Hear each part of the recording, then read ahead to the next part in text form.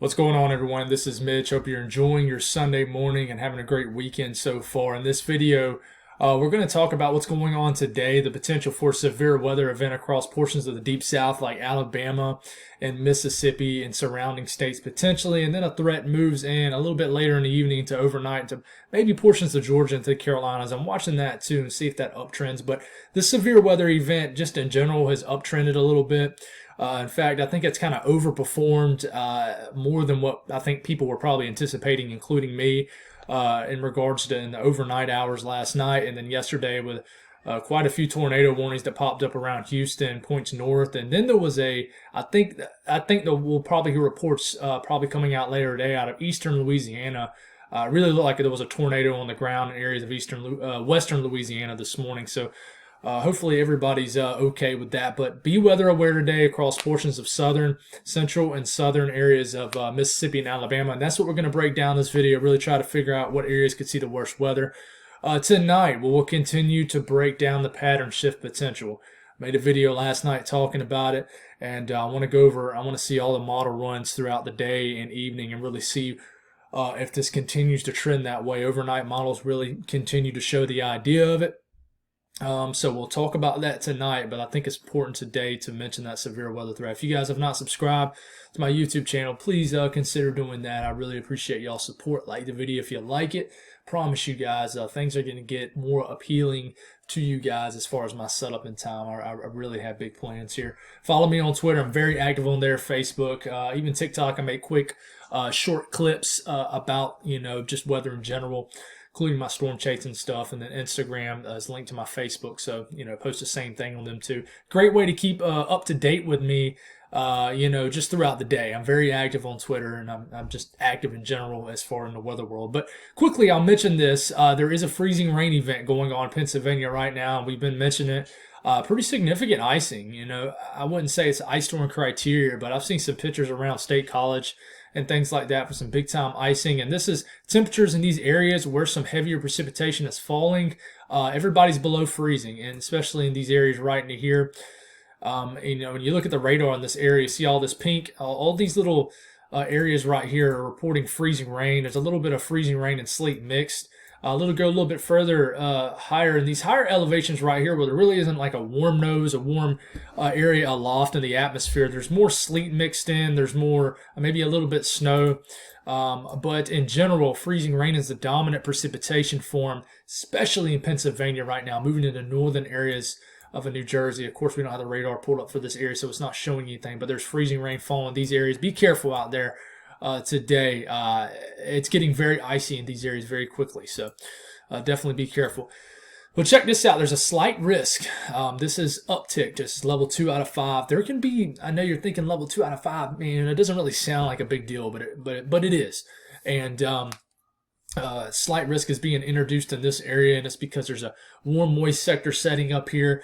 30 to 40 knot jet, meaning, in the 850s, which is 4,000 to 5,000 feet above our heads. There is some shear, some wind shear, directional shear in place. Not a ton, but there's enough in this area to promote some rotating storms, even if there's not anything that gets really isolated. Therefore, you have a 5% chance of a tornado in 25 miles at any given location in this area down here. This is including Jackson, Mississippi, Harrisburg, Mississippi, Meridian, Mississippi, hopefully I said that right, Clinton, Mississippi, Pearl, Mississippi, and areas of southwestern Alabama. This is including Birmingham too with a 2% risk. So there's going to be some nasty storms down here today. I really think regardless if there's a tornado threat. Look at the latest HRRR model. We'll back this up a little bit. We'll start it off at around 10 a.m., which is in a couple hours for you folks at the time of making this video. But there's already some storms forming here in this area. In fact, we'll look at the Jackson, Mississippi radar. Let's get this pulled up really fast. And you see these storms already firing up here. And there's already reports of some hail just west of Jackson, Mississippi. But this is kind of the storm complex that we'll watch throughout the day. And then we'll watch this kind of area right into here for any renegade supercells that develop and potentially get going, especially this area right in here earlier in the day. I really think this event really fires off earlier this afternoon.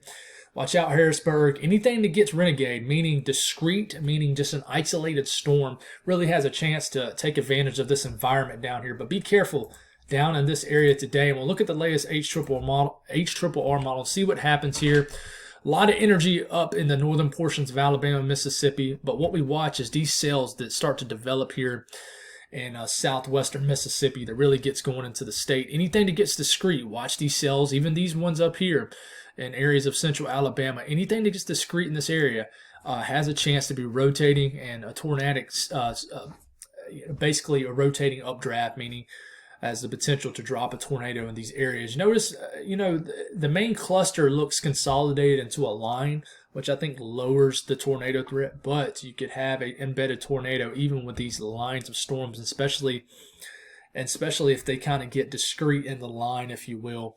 But this is the area that's going to have to watch. The atmosphere is juiced for some severe weather. And then a little bit later on, basically in Atlanta tonight, maybe the 6-7 p.m. time frame, line of storms moves through Alabama, through central Georgia. And then a line of pretty intense storms might move in as early as 9 to 10 p.m. tonight across Georgia and then the South Carolina. I think in North Carolina will be more so just an area of moderate to heavy rain. I don't think there'll be much in the way of storms, but in this area in South Carolina, where I live in central South Carolina, could be a nasty little line of storms that moves through the state overnight. So this will continue to move through, and then we get it on out of here, and then maybe some of the coldest air of the season moves in for portions of the Carolinas and Georgia, especially, as Tennessee and areas of Kentucky have already seen really cold air. But you look at temperatures, as far as surface temperatures today. Will my cursor work for me as we're moving forward here? You look at surface temperatures, you're getting into the noon time frame. It's warming up, getting close to 80 degrees in portions of southern Mississippi and Louisiana. Temperature will continue to rise, but behind this, there is some colder air moving through. There's a pretty tight gradient where the cold front is moving through. So as soon as that cold air moves in, the more stable air, the severe weather threat's done. Just like that, it's over. But, in the meantime, today, before this cold front moves through, temperatures will spike in these areas where the severe weather threat is the most predominant here. And then the cooler air moves through. And you look at the dew points here, there is some moist air. Man, why is it doing that? There is some moist air in place, higher dew points in the 60s. And in fact, approaching 70-degree dew points here in southern areas of this area down here in Mississippi and Alabama and Louisiana. And so the dew points, the moist profiles are there at the surface to promote a severe weather threat. And with such high dew points, you get a little bit of CAPE that develops. And I actually think the thermodynamics in place, which is convective energy, that being something really spikes here in the afternoon, approaching 2,000 joules per kilogram. So the CAPE is going to be here.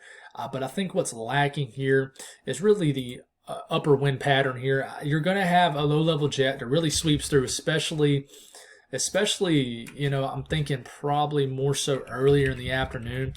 Low-level jet is kind of setting up right here where there is some convective energy, some CAPE of a 30 to 40 knot jet, which could get the environment going for some rotating storms. But it really starts to move out into this area as you're getting into the mid to late afternoon. So I think the time frame really to watch for tornadic storms really sets up earlier this afternoon, just after lunchtime. I don't think this is going to be an overnight threat, really. So I think this is going to be an early, just if you're getting done with church, I think you'll be okay. There'll be some heavy rainstorms around these areas. But I think you need to get home, just kind of chill this afternoon in this area, hunker down and watch the radar for sure. Tonight, we will begin to continue to talk about this pattern change because I think it's worth talking about. We'll look at the latest GFS run. Shows that crazy run that you're seeing right there for the Northeast. You look at the one from OOZ, it went away with it. It has it I can't talk. It has it farther off the coast. But then you look at the one from 18Z, which I showed last night, shows it. So the models are shifting for this storm threat later this week. The European still does not show it. It shows a storm system, but it's well off the coast. Then we continue to look at pieces of energy moving here. Here comes another storm system early next week. And then cold air begins to drop down. Here comes another storm system. It's a very active look still. Very, very active look. We'll check out what the models runs do throughout the day today, and we'll give you an update tonight on this potential pattern change. Stay safe. across, areas of the Northeast experiencing a lot of ice, and especially areas of the Deep South that can see some severe weather. God bless everybody, and I'll talk to y'all tonight.